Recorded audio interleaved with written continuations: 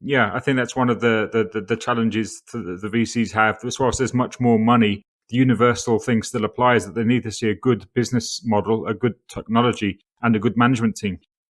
I think what's really striking is that there's no single sort of path to becoming a successful entrepreneur. People have come from all kinds of backgrounds. Some have spun out from university, some have PhDs, some have been, in working in large corporations and then suddenly feel that they have a new idea or technology. So I think that's been fascinating in terms of how they became an entrepreneur in the first place.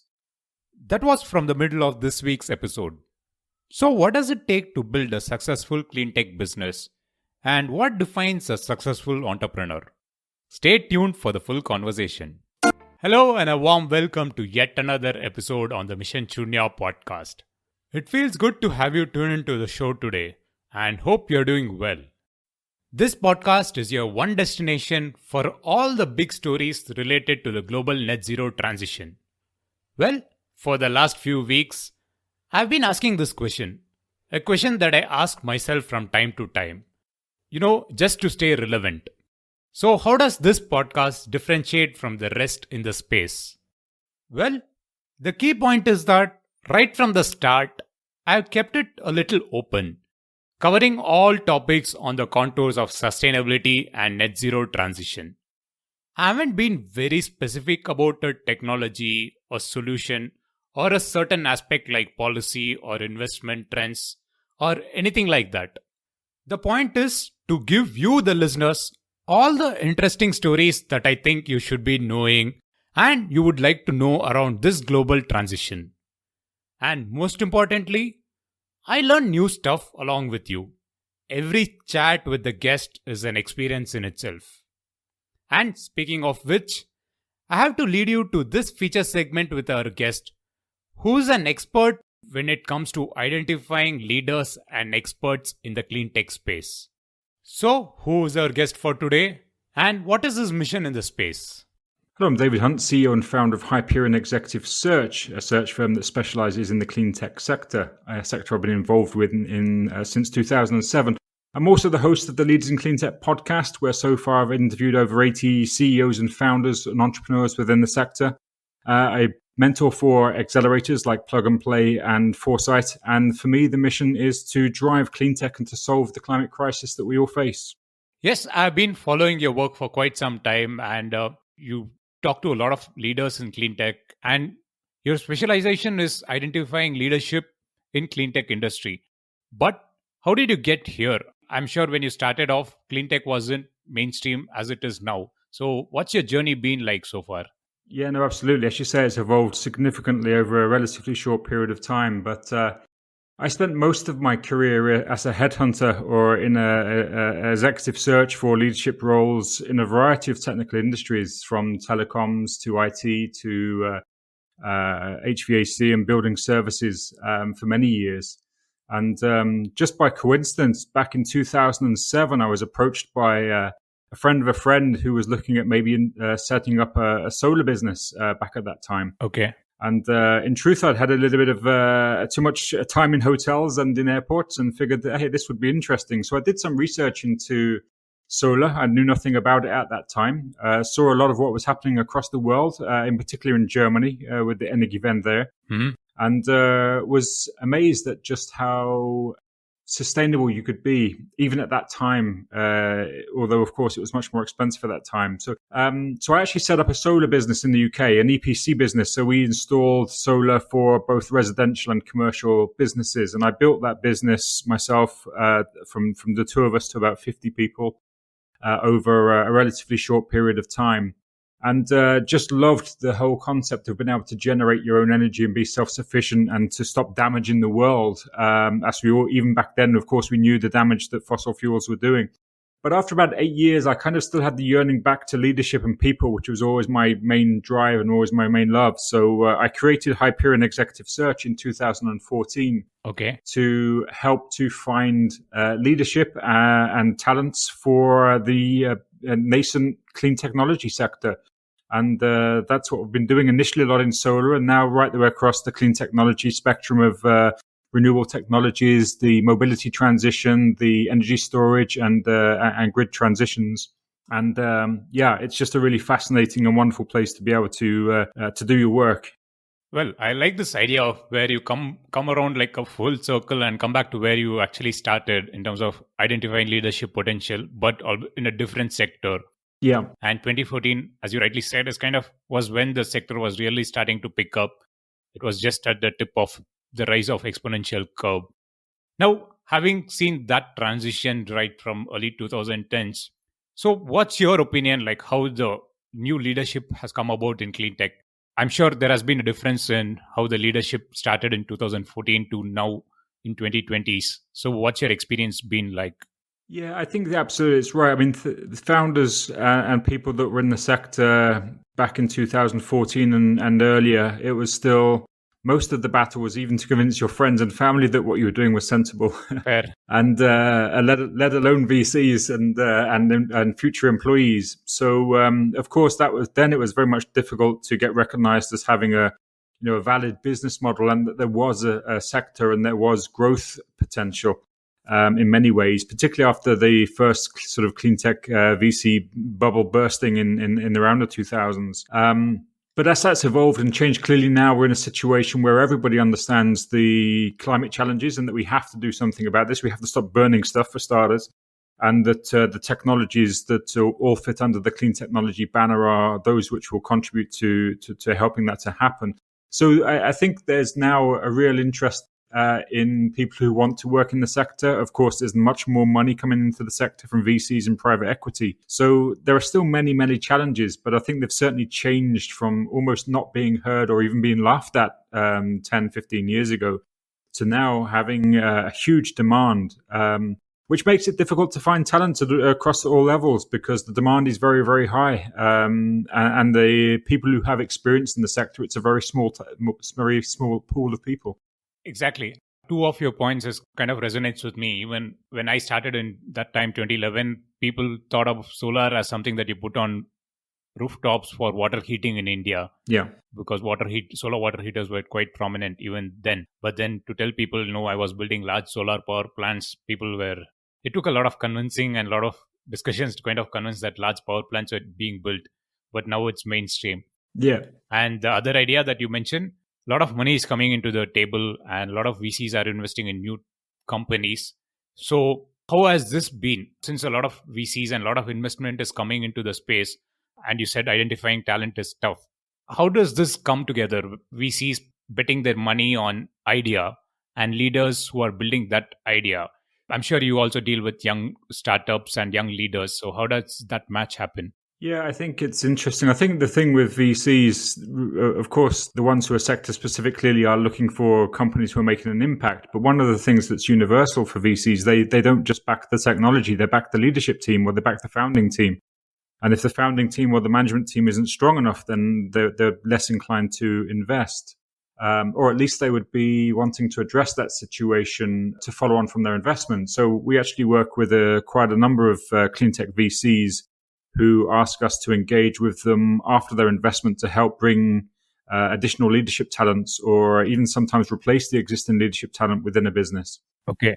So, I think that's one of the challenges the VCs have. As well as there's much more money, the universal thing still applies that they need to see a good business model, a good technology, and a good management team. That's interesting to know that people also bring you to the table to kind of replace the leadership. Because startups and entrepreneurs have their own kind of vision and statements, and it must be really tough for you to get involved at a time when you have to replace the founding team. What's that typically like? Yeah, no, it is, and it's an interesting process actually, Girish. I think, I should say, when founders start a business, often their vision is to be the next Elon Musk or Jeff Bezos, and that's a great vision to have in many ways.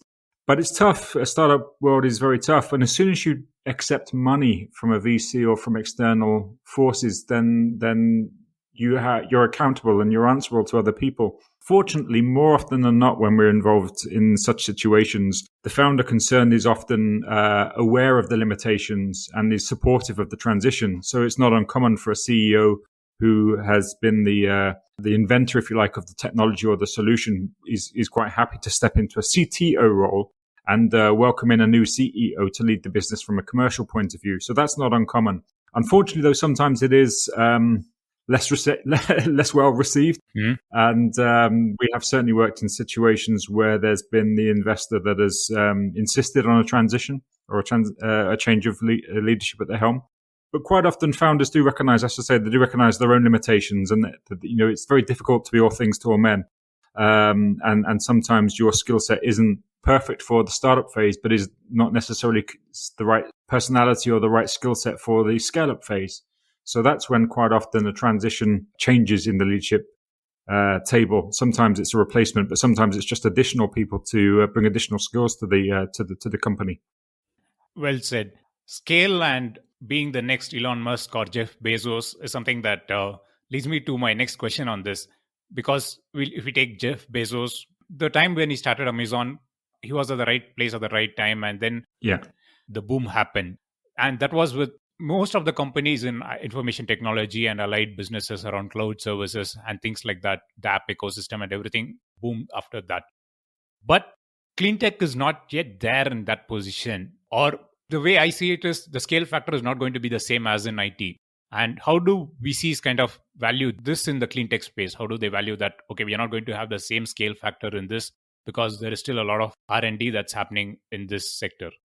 Yeah, it's an interesting thought, actually. I think there certainly is massive and exponential growth in many areas. Of course, we've seen it in solar, as we already touched on, in how that has evolved in the time that we've been involved in that space. But I do get your point. I think that the difference between some of the previous booms, IT being one, of course, and then telecoms, of course, went through a massive exponential change and disruption in the late 1990s, early 2000s. They were quite singular or siloed in terms of the technology and the growth. I think with Cleantech, it's quite a big umbrella for a number of different technologies, and there's so much convergence going on. We have all these things happening at the same time. We have obviously the growth of solar and the reduction of costs in solar. We have batteries who are evolving significantly in terms of improved energy density and reduced cost. Mm-hmm. That's enabled the electric mobility world and the electric vehicle transition to happen. And in some parts of, certainly in Europe, that's happening at a massive pace. So sometimes it's quite difficult to see where the hotspots are. And of course, there are some froth, shall we say, or hype in certain areas of technology. But it's that convergence thing that I think is perhaps sometimes difficult to navigate because so many things are happening at once and they all do interact. And that's why I think it's a little bit different from specifically the IT or the telecoms disruptions, as an example. That's fair. Now, the other thing that you do in addition to being an executive search person, executive search professional, you also host a popular podcast. And in this, you interview leaders. I mean, that is how I kind of got in touch with you because I was listening to a few of your episodes. And so I wanted to ask you this question. When you talk to leaders, and I'm sure in all the conversations that you had, most of the conversations are with leaders who have come from startups. So from your discussions with them, how did you kind of see how the genesis of idea took place and how did they kind of pivot and kind of scale that up in this space? Yeah, I think I consider it a privilege that both through my day job with Hyperion and through the podcast, I get to speak to some fascinating leaders and founders of businesses within the sector from across the world, in particular Europe and the US, but also from elsewhere. And I think what's really striking is that there's no single sort of path to becoming a successful entrepreneur. People have come from all kinds of backgrounds. Some have spun out from university, some have PhDs, some have been, in working in large corporations and then suddenly feel that they have a new idea or technology. So I think that's been fascinating in terms of how they became an entrepreneur in the first place. And the stories behind that are fascinating. But once you become an entrepreneur, I think a lot of the things that you face are fairly universal, and it's how you adapt to that. And going back to my point about the skill sets to do that. And I think what surprises most, or what are the biggest challenges, are typically it's around funding and people. I mean, those are the two areas I think from a startup perspective or from any company to scale. If you have money behind you and you have the right people, then you've got a fighting chance of success. But if one of those is missing, then clearly it's going to be very, very difficult. And I think those are the two challenges that leaders face is the amount of fundraising that's often required to be done and the amount of, or the difficulty in finding the talents to enable you to fulfill your ambitions and to fulfill your plan. And that comes up time and time again. In fact, a couple of the founders, one in particular, Christoph Ostermann from a company called Sonnen, who exited to, I think it was unofficial, but I think it was about £500 million exit to Shell. They were a residential energy storage battery company. They were about 30 people when we started working with them.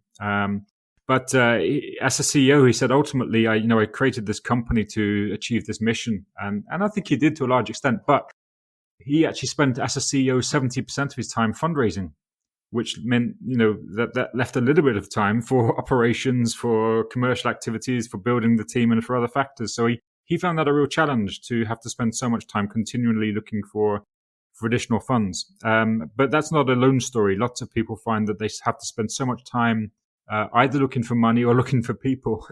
And that's not necessarily the vision they had when they started the company. That's well said. Sonnen is a good story, and glad that you mentioned this, because Sonnen, as we know, kind of when they sold out to Shell, it was a big acquisition by Shell at that point, because they were just transitioning to the new energy team. And Now, interestingly, as we speak, and as you mentioned about identifying the problems, idea being one good thing that startup founders have in their mind, but funding and people is something that they get as they move along. In this time, in this post-pandemic world, how has this transition been in the clean tech space? I'm sure a lot of entrepreneurs or a lot of people with ideas are reaching out to a wider network. Mm-hmm. I still see there's a lot of activity happening around the world, people bouncing ideas with people around the world and seeing that, okay, this could be possible because most of it is remote, or we could do on and off and things like that. Do you see a change post this? Yeah, I think the pandemic's, of course, on a personal level, it's been very difficult for everybody and tragic for some. But I think there have been some positives in terms of, from a talent perspective, being able to look at people working remotely. And from the fact that we're just so much more now used to engaging over platforms like Zoom or Teams or other such platforms where your location is less important and you can access information, you can access and have conversations and meetings with VCs that you might not otherwise have had. And I think it's certainly been a good platform to enable greater levels of collaboration. I think one thing that's been really interesting, Girish, in the last few years has been the increase of incubators and accelerators and such programs that encourage and nurture startups and enable them to meet the right VCs, to meet the right strategic partners, and to create an environment where there's a lot of support. I mentor for a couple of VC accelerators like Plug and Play and Foresight Canada and some others. And I think that's a really positive thing. And I think it's really been enabled, going back to your original point, knowing that some of the cohort now, you don't have to relocate to Silicon Valley or to Amsterdam or wherever the cohort or wherever the accelerator is based. So much now is being done online. And I think it does give people a much broader access to mentors, to VCs, to funding, to support, and to their peers, to other founders who are in similar situations. Well, your point actually resonates with another point that I heard on probably a podcast. Again, I think it was from another accelerator program. And that was the same thing that he also echoed. The founder echoed that post-pandemic, he has been very busy in compared to normal times, because in normal times it was structured. You have meetings in one place and you have ideas coming there. But now in this time, people are just reaching out to him at like random hours. Yeah. And he's getting a lot of good ideas and they're actually doing well. So, well, that's a valid point. Now, David, as a executive leader, search professional, what is, in your view, are modern leaders? Are they looking at, because we spoke about people coming from different parts of the world, they are not just focused on, let's go to Silicon Valley, let's get our idea incubated there. They are looking at doing it from different parts of the world. So the new age leaders in clean tech, is the global market the choice right from the word go, or are they still thinking being focused on being a niche player, niche geography player? Yeah, again, it's an interesting point. I think broadly we accept and know that the challenges are global and therefore the solutions need to be global. And ultimately, I think most businesses do see internationalization as important. And that's good and bad. I mean, we're living in a time now, picking up on the point of post-pandemic, where it's easier to, even though we can't actually travel as much as we could before, we in principle can engage with people globally much more easily. But as a startup, sometimes the temptation to move to a bigger market can be a distraction and can stretch your resources too thinly, both as a company and as a leader. And so it's about timing. But I think certainly everybody sees this as a global problem. You know, the drive to mission zero, as you well know, is a global one. And I think people see solutions need to be global. And I think founders see themselves as global entities mostly. I don't think I know of too many companies who've set up to always be a local or a single country player. But of course, then it's the timing, the resources, the people, the money that enable that growth to happen. But I certainly think it's a global problem, and most entrepreneurs see themselves as providing a solution beyond their own borders. True, it's a global problem, and the very fact that we are collaborating on this is again because it's a global issue, and people are just curious to listen to conversations around this, and it's definitely emerging to be a good one. Now, you did mention about funding. People are very important in addition to having ideas. What, in your opinion, should leaders have when they are incubating or starting to grow their business in addition to this, people, funding, and ideas? What do you think are something that they miss? I think sometimes it's tempting to fall in love with the technology or the solution that you've invented and to be so focused on its capabilities in your mind that you don't necessarily think of whether the problem is big enough to have a successful business. So what I would say is always to look at the market fit. You know, what's the addressable market for the technology or solution that you want to bring to the marketplace? Is there timing's critically important, as we touched on before. You know, it's a lot of this is about being in the right time in the right place. But also sometimes it's around it's okay to have a fantastic technology, but does it solve a big enough problem for enough people to enable to attract the investment and the scale to make it a success? So I think that sometimes, as I say, I've seen people who have been that focused on the technology, they forget to look at the addressable market and whether it actually solves a big enough problem. Well, in that case, a product market fit of the good old times still stands very relevant at this time, even though we say the market is global and the challenge is evolving. So still the product market fit has to be as crucial as it was a couple of decades back as well, right? 100%, absolutely, and that's certainly the VCs and the funders will look exactly at that. What's the product market fit? Is where's traction? And quite often, of course, there is some limited funds pre-seed, and while companies are still in the idea stage, but primarily the money comes once there's some traction, and traction only comes once there's at least some sign of a product market fit. David, now if I were to put you on the spot as someone who identifies people who have leadership potential, what is that one thing that out of the large set of people that you have interviewed or you continue to interview for leadership positions, what is the one thing that you look for in leaders in the clean tech space, in addition to kind of being passionate about an idea or having the right connections to the right people?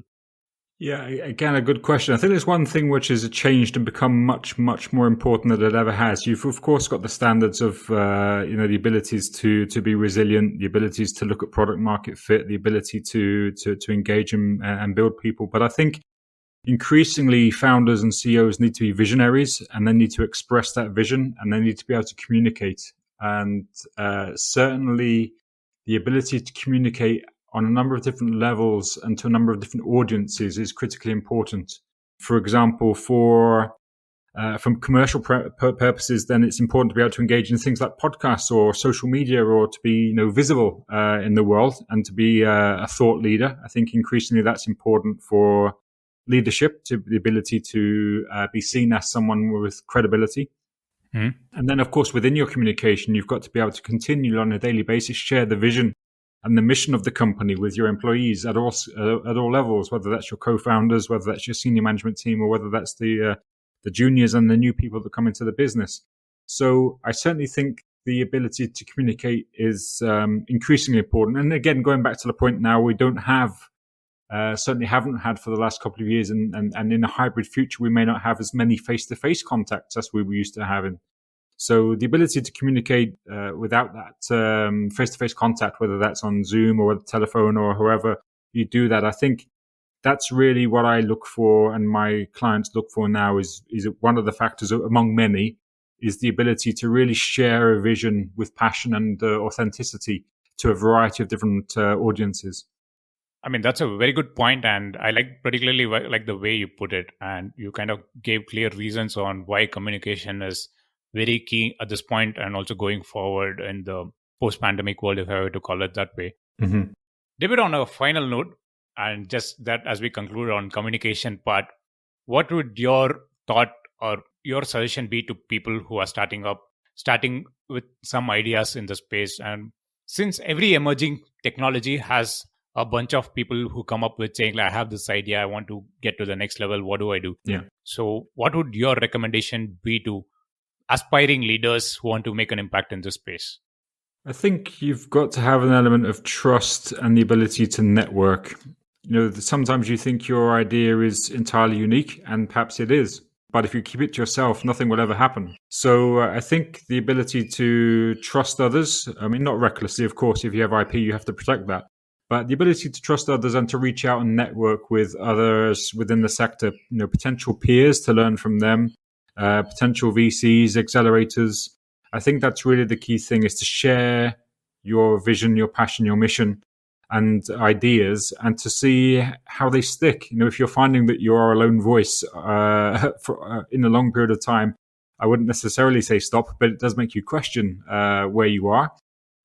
So whether it's as a founder and a leader or an entrepreneur looking to start a business, or whether it's as somebody who's looking to transition their career into the clean tech sector, I think the key thing is to network and to reach out and to engage, whether that's, again, hopefully we'll get to more face-to-face conferences and trade shows in the future. But of course, as we know, there's a lot of online platforms where you can start to engage and share with other people. So I think that's one of the key things I would say, is to network and to share your ideas and to listen and learn from others.